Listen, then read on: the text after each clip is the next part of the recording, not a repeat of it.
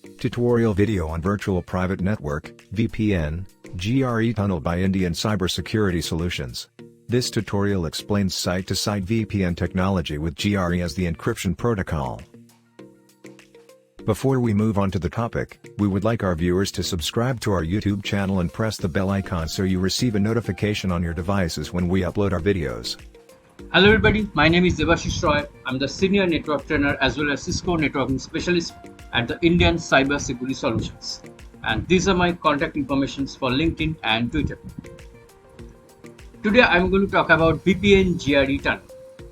VPN or Virtual Private Network is a very secure form of WAN services. We know there are many WAN protocols like ISDN, like LizLine, like MPLS, but Virtual Private Network is a most secure form of WAN service of all.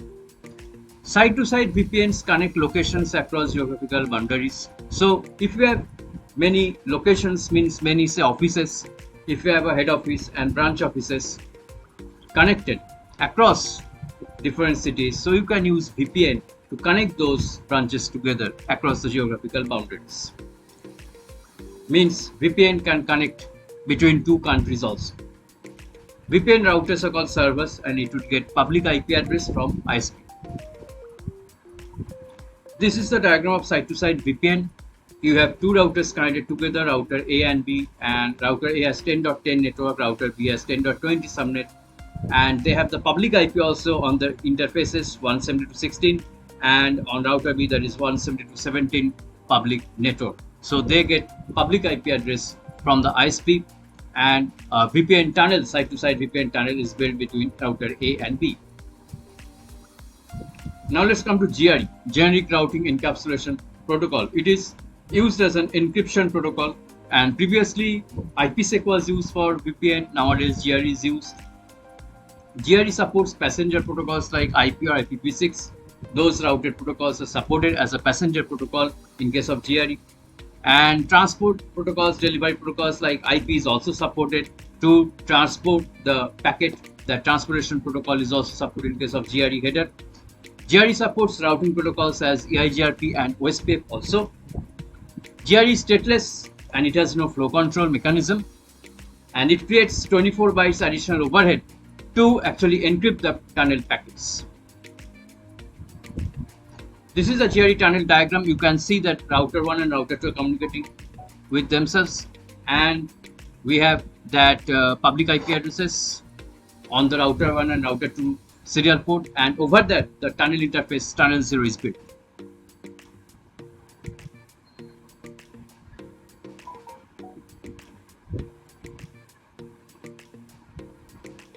Now that was this, you can see another, this is the you can say this is the structure of the GRE tunnel, and you can see that in case of GRE that is a passenger protocol, right? So this is a passenger protocol, you can say, which is say IP routed protocol, and you can see that the transportation protocol is there in between the two routers, and over that GRE tunnel that is a carrier protocol is built. So if I show you the GRE header, first is the transport IP header, and then you have the GRE header, and then the passenger means IP protocol. So that is the structure of GRE tunnel.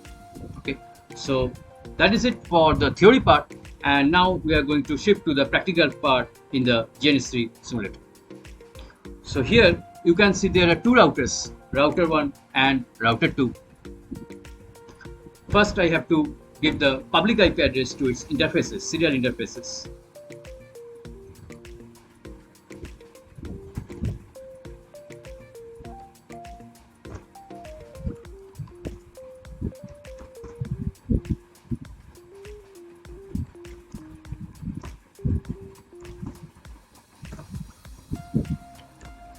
Say I'm giving 111.0.0.1 IP address, and on router 2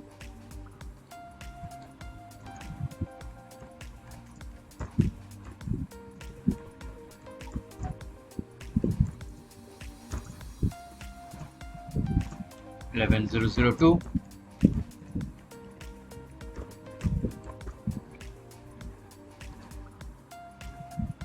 Now on R1 you have to create a tunnel interface, tunnel 0. It will be down because initially it will not come up. Definitely the other router should come up, the other router's tunnel should come up, only then it will come up. Give the IP address, say 12.0.0.1.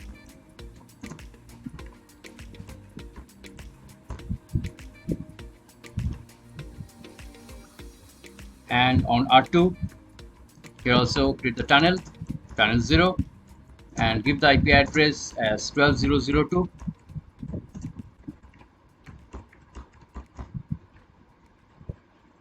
Now I have to specify the tunnel encapsulation mode. Tunnel mode will be GRE with IP. Here also the same thing.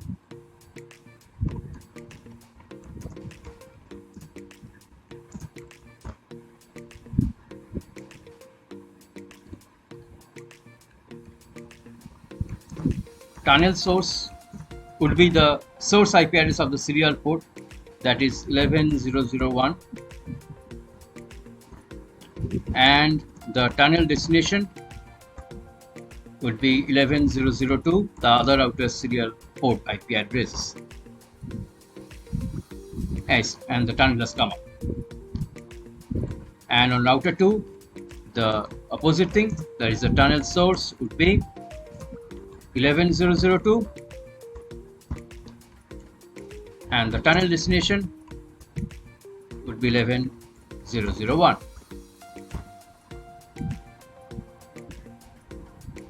Tunnel has come up.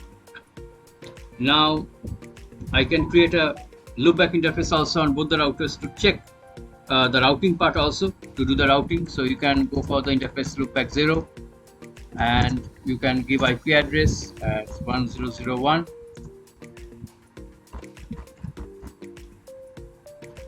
and you can create OSPF routing, say router OSPF 1, configure the OSPF protocol,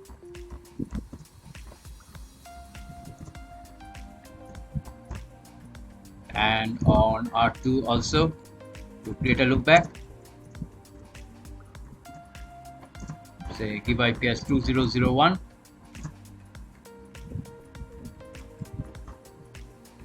and configure OSPF.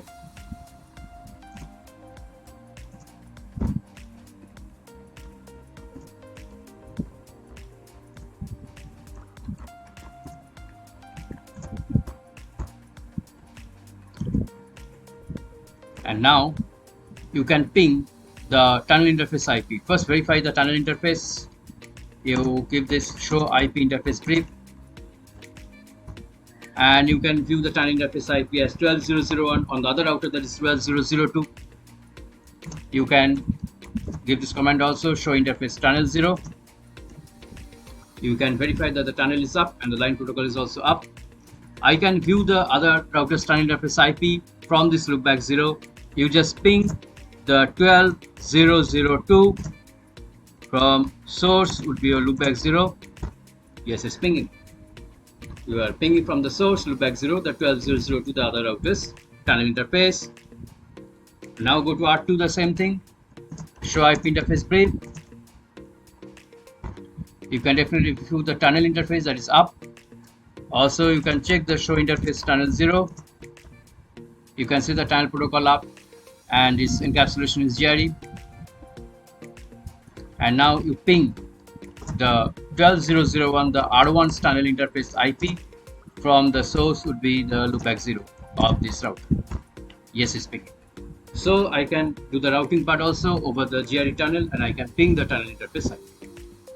So that is it about the VPN GRE tunnel. I've shown you the practicals and I've also discussed the theory part.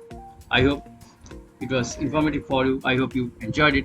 And if you really enjoyed it, please like our channel on YouTube. And if you want more videos like this, then you have to subscribe our channel.